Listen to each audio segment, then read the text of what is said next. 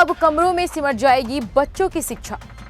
सोचिए, एक स्कूल जहां खेलने के लिए कोई मैदान नहीं, किताब पढ़ने के लिए लाइब्रेरी नहीं, विज्ञान के प्रयोगों के लिए लैब नहीं, फिर भी उस स्कूल को सरकार से पूरी मान्यता मिल जाए।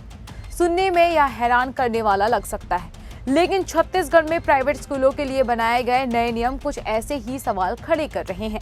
क्या स्कूल खोलना आसान बनाने की कीमत हमारे बच्चों की शिक्षा चुकाएगी? जानेंगे इस पूरी रिपोर्ट में, तो अंत तक हमारे साथ बने रहिएगा। नमस्कार, मैं हूं आपके साथ श्रुति जांगड़े और उज्जवल भूमि में आपका स्वागत है। एक स्कूल सिर्फ ईंट पत्थरों की इमारत नहीं होता। यह वह जगह है जहां बच्चे किताबों से ज्ञान लेते हैं, मैदान में टीम भावना सीखते हैं और प्रयोगशालाओं में विज्ञान को समझते हैं। लेकिन छत्तीसगढ़ माध्यमिक शिक्षा मंडल ने निजी स्कूलों की मान्यता से जुड़े नियमों में कुछ ऐसे बदलाव किए हैं जिसने शिक्षा जगत में एक नई बहस छेड़ दी है। अब निजी स्कूल खोलने के लिए न्यूनतम जमीन की अनिवार्यता पूरी तरह खत्म कर दी गई है। इतना ही नहीं, अगर स्कूल परिसर में खेल का मैदान, लाइब्रेरी या लैब नहीं है तो भी स्कूल को मान्यता मिल जाएगी। स्कूल प्रबंधन को बस यह बताना होगा कि इन सुविधाओं के लिए उसने किसी दूसरे संस्थान या सरकारी व्यवस्था के साथ समझौता किया है। आइए आपको ग्राफिक्स के जरिए समझाते हैं कि पहले नियम क्या थे और अब तस्वीर कितनी बदल गई है। नियम, शर्तें पहले क्या थे, अब क्या है?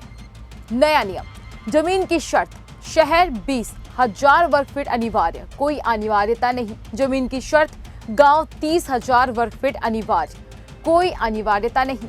प्रति छात्र जगह 8 वर्ग फीट जरूरी, घटाकर 6 वर्ग फीट कर दी गई। सरकारी निरीक्षण, शिक्षा अधिकारी की जांच, अनिवार्य जांच खत्म।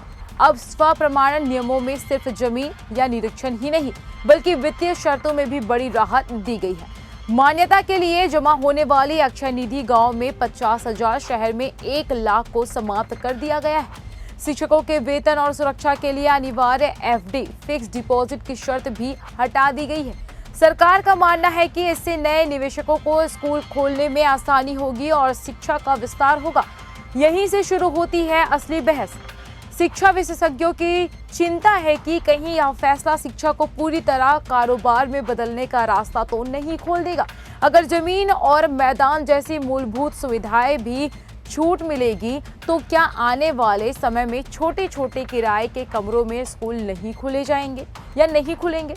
सरकार का तर्क है कि ये बदलाव केंद्र सरकार की गाइडलाइन के अनुसार किए गए हैं, लेकिन अब सवाल भी कायम है, क्या शिक्षा की पहुंच बढ़ाने के लिए मानकों से समझौता करना जरूरी था? सरकारी जांच के बिना स्वप्रमाणन व्यवस्था का दुरुपयोग कौन रोकेगा? और सबसे अहम, क्या इससे स्कूलों की संख्या बढ़ेगी या शिक्षा की गुणवत्ता घटेगी? छत्तीसगढ़ में हुआ यह बदलाव सिर्फ एक कागजी फैसला नहीं बल्कि प्रदेश के बच्चों के भविष्य से जुड़ा एक बड़ा प्रयोग है।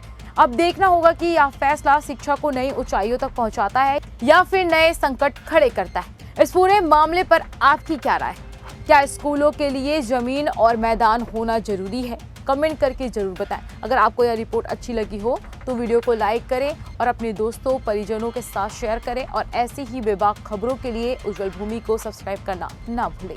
धन्यवाद।